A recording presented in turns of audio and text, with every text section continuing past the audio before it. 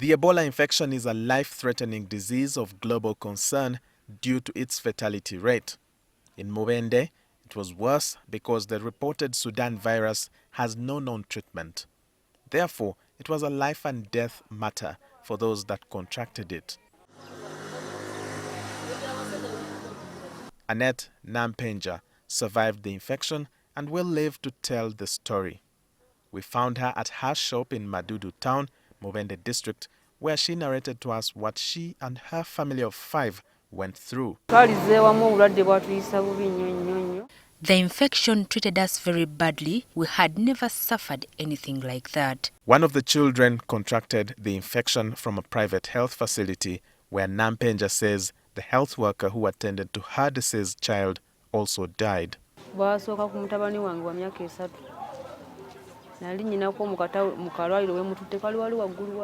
It started from my 3-year-old son. I took him to a private clinic where he was diagnosed with malaria. He was given treatment and he recovered, but I didn't know the health worker who nursed him had Ebola.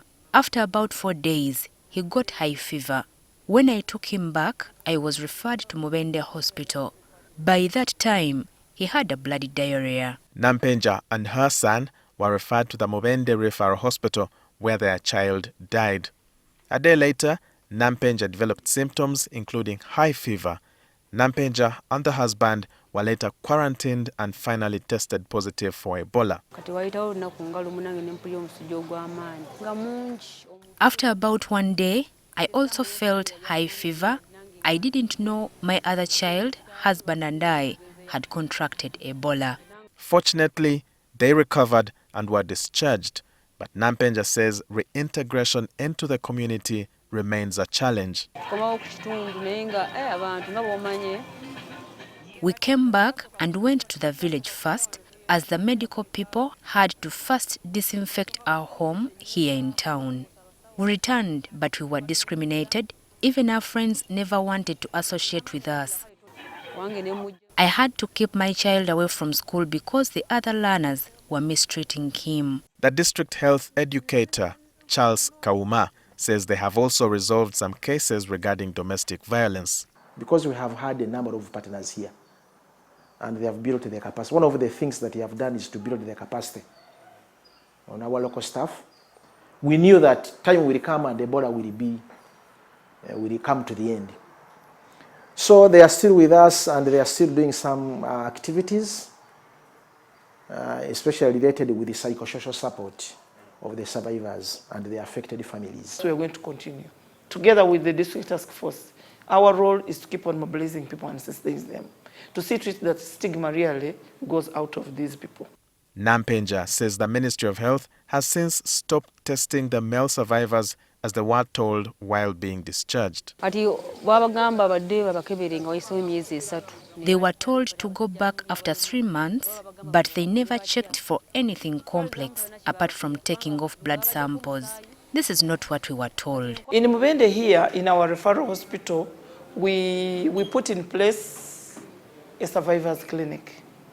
And the purpose of this is to keep on evaluating or assessing the state of these survivors. Because some of them, they have side effects. Some of them have failed to recover properly. They are still weak.